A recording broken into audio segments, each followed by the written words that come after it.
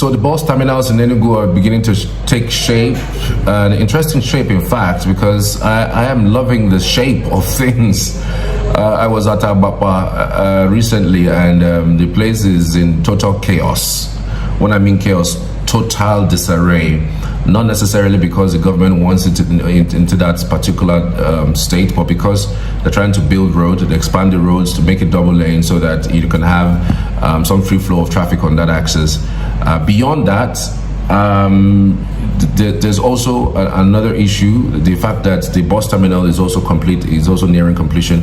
I hear they're also getting CNG buses. More than the first phase is 50 CNG buses, and they're also getting some taxis as well.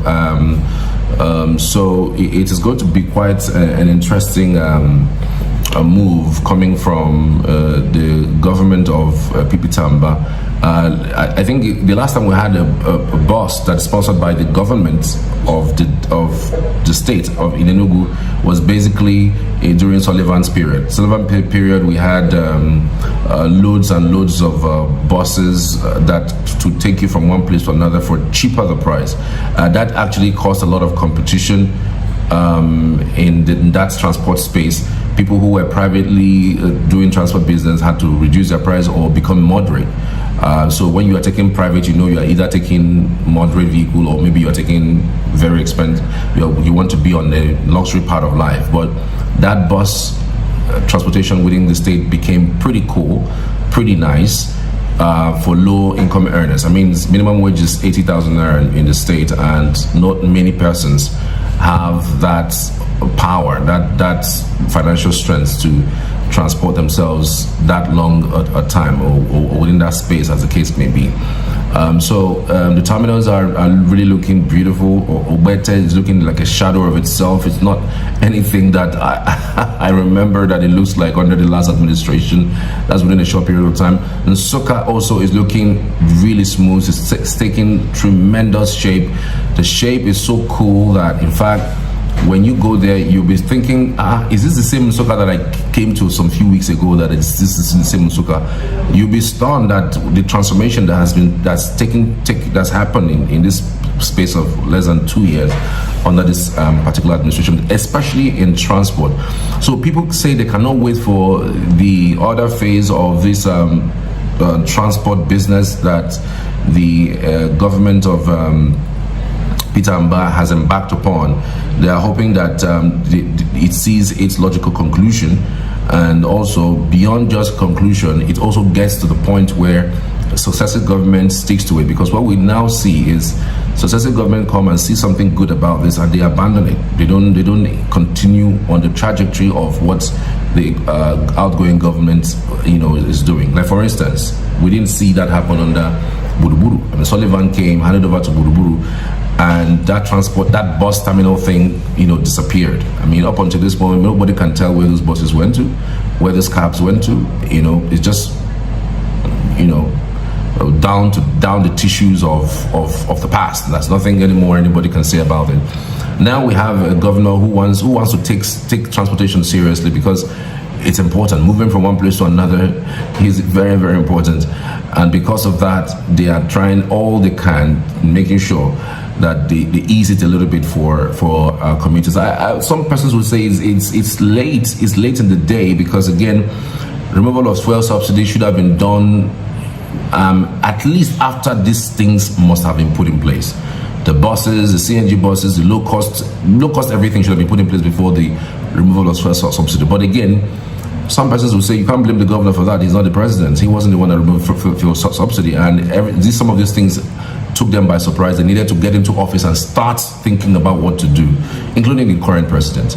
President, on the very first day in the office, removed subsidy on fuel, and because of that, we started buying things double the amount, triple the amount, in fact, sometimes even 10 times the amount, so it has exacerbated a lot of things. So some of the governors are doing some things within their powers to make sure that they cushion these effects of transportation.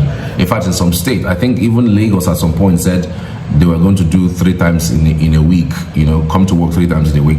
Edo said 3 times in a week. I think there's another state that said they were going to cut down on the days you go to work, because that's actually transportation was becoming a big issue. Even a friend of mine who was in Abuja said in their office they had to reduce the days that they go to work as a private firm. If that's what actually would work for people, to making sure that they can meet up with their daily, obligations, cutting down on the days and the time that they should be at work, then that should suffice.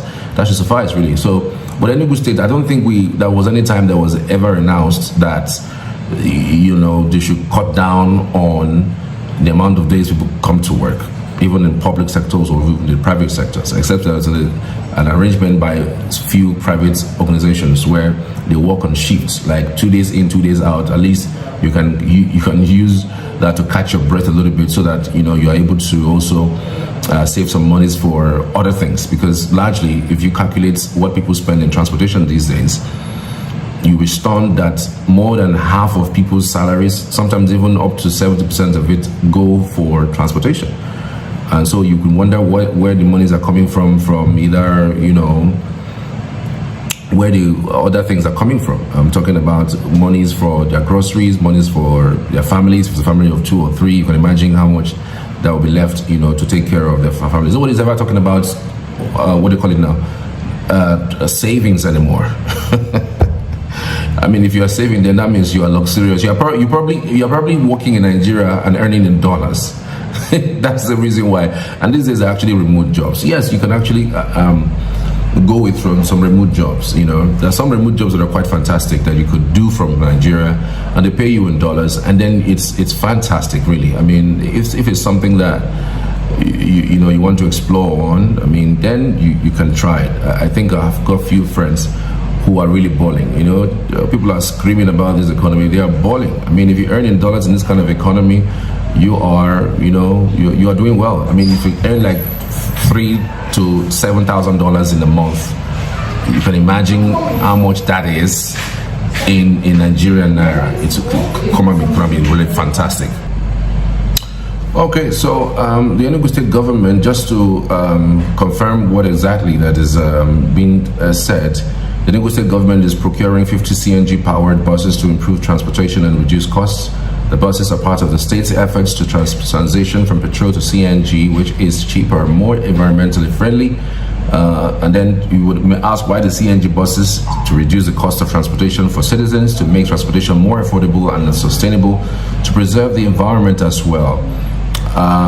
Building a CNG mother station at Ugwuanyama that will serve the entire southeast. Remember that it's a CNG terminal that is in Ugwuanyama.